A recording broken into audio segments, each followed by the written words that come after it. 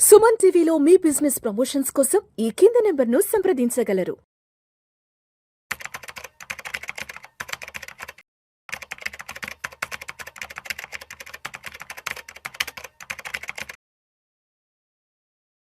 నమస్తే మాధవిరెడ్డి గారు. నమస్తే అండి. మాధవిరెడ్డి గారు, త్వరలో సెబీ వైపు నుంచి రకరకాల రెగ్యులేటరీ చేంజెస్ అయితే చాలా అవునండి. రాబోతున్నాయి. సో తప్పనిసరిగా మార్కెట్స్కి సంబంధించి, అవును. అదేవిధంగా రిటైల్ ఇన్వెస్టర్స్కి సంబంధించి, అదేవిధంగా ఈ సోషల్ మీడియాకి సంబంధించి, టెలివిజన్స్కి సంబంధించి కూడా, స్టాక్ బ్రోకింగ్ ఇన్స్టిట్యూషన్కి సంబంధించి కూడా పెద్ద పెద్ద మార్పులు చేర్పులు తీసుకురాబోతుంది. ఎస్, ఏ మార్పులు తీసుకురాబోతుంది, తప్పనిసరిగా ఎవరెవరు ఇవి ఫాలో అవ్వాలి అంటారు, ఎంతవరకు అర్థం చేసుకోవాలి అంటారు సెబీ త్వరలో తీసుకురాబోతున్న ఈ భారీ మార్పుల గురించి? సో ఈ వీడియో అయితే చాలా ఇంపార్టెంట్ అండి. ఎవరెవరైతే మ్యూచువల్ ఫండ్స్ లో ఇన్వెస్ట్ చేస్తున్నారో, లేకపోతే ట్రేడింగ్ చేస్తున్నారో, ఈక్విటీ మార్కెట్లో ఇన్వెస్ట్ చేస్తున్నారో, వాళ్ళందరికీ కూడా నెక్స్ట్ 3 to 6 months లో చాలా చేంజెస్ అయితే మీరు గమనించబోతున్నారు. ఫస్ట్ మనము స్టార్ట్ చేసుకుంది SEBI regulations on social media disclosures. అంటే ప్రతి ఒక్కరూ కూడా ఎవరైతే అనలిస్ట్ అంటున్నారో వాళ్ళ సెబీ నంబర్స్ చెప్పడము, ఇప్పుడు మ్యూచువల్ ఫండ్స్ అయితే వాళ్ళ మ్యూచువల్ ఫండ్ నంబర్స్ చెప్పడము, అలానే స్టాక్ బ్రోకర్స్ అయితే వాళ్ళ కోడ్, ఇలాంటివన్నీ డిస్ప్లే చేయాలి. దానివల్ల ఏంటంటే జెన్యూన్ ఎవరైతే ట్రాన్స్పరెన్సీ పెరగడము, జెన్యూన్ ఎవరైతే వాళ్ళు అందులో నిజంగానే వర్క్ చేస్తూ ఉన్నారో వాళ్ళవే కొంచెం కంటెంట్ అనేది బయటికి రావాలి అన్నట్టుగా కొన్ని డిస్క్లోజర్స్, సోషల్ మీడియా డిస్క్లోజర్స్ అయితే May 1 నుంచి అవి స్టార్ట్ అవబోతున్నాయి. అలానే మనం రీసెంట్ గా చెప్పాము SEBI changes in mutual funds లో కేటగరైజేషన్స్ గురించి చాలా చేంజెస్ తీసుకొచ్చారు. లైఫ్ సైకిల్ ఫండ్స్ తీసుకొచ్చారు, ఓవర్ ల్యాపింగ్ గురించి మాట్లాడారు. అలానే కొన్ని అనవసరంగా డిస్ప్లే ఉన్న నేమ్స్ తో ఉన్న కొన్ని ఫండ్స్ అయితే వాళ్ళు మర్జ్ చేయడం కానీ లేకపోతే ఆపేయడం కానీ చేసేసారు. సో వాటి గురించి కూడా మీరు అందరూ తెలుసుకోవాలి. ఆ తర్వాత NSE ఇంటర్నేషనల్ ఎక్స్చేంజ్ రాబోతుందండి. That is a very good news. అంటే ఇప్పుడు చాలా మంది ఏమనుకుంటున్నారు, మన ఇండియన్ స్టాక్ మార్కెట్ ఒక్కటే మనకి కొంచెం 2025 లో చూసుకుంటే డిసప్పాయింట్ చేసింది. మిగతా అన్ని స్టాక్ మార్కెట్లు కూడా బాగా రిటర్న్స్ ఇచ్చాయి. మనం ఎందుకు అక్కడ ఇన్వెస్ట్ చేసుకోకూడదు? అది షాంఘై మార్కెట్స్ కానివ్వండి, China markets, US markets, European తర్వాత సింగపూర్ మార్కెట్స్ లో కూడా ఇప్పుడు మనం అందరం ఆఫ్టర్ 6 months తర్వాత మనం 30 గ్లోబల్ మార్కెట్స్ లో, మనం 30 గ్లోబల్ మార్కెట్స్ లో మనము ఇన్వెస్ట్లు చేసుకోవచ్చండి. అది అందుకనే NSE ఇంటర్నేషనల్ ఎక్స్చేంజ్ అనేది తీసుకొచ్చేసింది. సో అది కూడా మనకి యాక్సెస్ అనేది, అంటే ఈక్విటీల్లో, అంటే వాళ్ళ ఈక్విటీస్ లో మనము ఇన్వెస్ట్ చేసుకోవచ్చు, లేదు అంటే వాళ్ళ ETFs లో కూడా మనము డైరెక్ట్ గా ఈ NSE ఇంటర్నేషనల్ ఎక్స్చేంజ్ ద్వారా మనం ఇన్వెస్ట్ చేసుకోవచ్చు. That is a very good news అని మనం చెప్పొచ్చు. ఆ తర్వాత రీసెంట్ గా అండి, అంటే బ్రోకింగ్ ఫర్మ్స్ లో ఇప్పుడు ఎంత చెప్తున్నా, ఇప్పుడు మనమే రీసెంట్ గా మాట్లాడుకున్నాం, ఎంత మార్కెట్స్ నెగిటివ్ లో ఉన్నా 20 కోట్ల డీమ్యాట్ అకౌంట్లు లాస్ట్ 2 months లో 1 కోటి మంది డీమ్యాట్ అకౌంట్లు ఓపెన్ చేస్తున్నారు. ఎన్ని రెగ్యులేషన్స్ తీసుకొచ్చినా, ఎన్ని కర్బ్స్ అంటే స్పెక్యులేషన్ మీద ఎన్ని చేంజెస్ తెస్తున్నా అదైతే ఆగడం లేదు.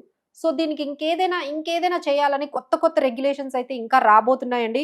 ఇప్పటికే దీని మీద అంటే మెయింటైనింగ్, అంటే చాలా బ్రోకింగ్ ఫర్మ్స్ ఏం చేస్తాయంటే వాళ్ళ మార్జిన్స్ మెయింటైన్ చేయడానికి లోన్స్ తెచ్చుకుంటాయండి. సో ఇలా మీరు లోన్స్ తెచ్చుకొని మార్జిన్స్ మెయింటైన్ చేయడం అనేది కరెక్ట్ కాదు. మీకున్న ఏదైతే ప్రొప్రైటరీ ట్రేడ్స్ అయితే ఏమైతే ఉన్నాయో అవన్నీ కూడా ఇలా లోన్స్ తెచ్చుకొని మీరు మెయింటైన్ చేయకూడదు అన్నారండి. సో దానివల్ల చాలా వరకు స్టాక్ బ్రోకింగ్ కంపెనీస్, ఏంజల్ కానీ లేకపోతే BSE కానీ చాలా వరకు కరెక్ట్ అయ్యాయి. ఎందుకంటే అంత వాల్యూమ్స్ ఇప్పుడు చేయలేరు వాళ్ళు. సో ఈ విధంగా స్టాక్ బ్రోకింగ్ కంపెనీస్ ని కొంచెం కంట్రోల్ చేస్తున్నారు. ఈ మధ్య ఇంకొకటి మనకి వస్తుందండి, minimum qualifying for F&O participants. అంటే మీరు F&O లో మీరు కానీ అంటే ఫ్యూచర్స్ లో కానీ ఆప్షన్స్ లో కానీ ట్రేడ్ చేస్తూ ఉంటే మీకు మినిమం క్వాలిఫికేషన్ అనేది పెడతారు. మీకు ఎగ్జామ్ ఉండొచ్చు, లేదు మీరు ఇంత అంటే what we can say IT returns ఉండాలనైనా పెట్టచ్చు, మీకు ఇంత ఇన్కమ్ ఉండాలనైనా పెట్టచ్చు. అంటే మనం ఒక లోన్ తీసుకునేటప్పుడు ఒక లిస్ట్ ఉంది కదండి, ఎలిజిబిలిటీ క్రైటీరియా. ఇప్పుడు అలానే F&O లో ఒక పర్సన్ కానీ మీరు F&O లో ఎంట్రీ తీసుకొని ఒక పార్టిసిపెంట్ గా F&O లో ట్రేడింగ్ చేయాలి అంటే మీకు ఒక మినిమం ఎలిజిబిలిటీ క్రైటీరియా పెడతారట. సో అది ఫ్యూచర్ లో రాబోతుంది. ఎవరైతే ట్రేడింగ్ లో ఉన్నారో, అది అందరి వల్ల కాదు కదండి, వాళ్ళు పెట్టేది ఏమైనా ఎగ్జామ్ అయి ఉండొచ్చు, వాళ్ళు పెట్టేది ITR ఫైలింగ్ అయి ఉండొచ్చు, వాళ్ళు పెట్టేది మినిమం ఇన్కమ్ ఎంత ఉండాలనైనా పెట్టొచ్చు.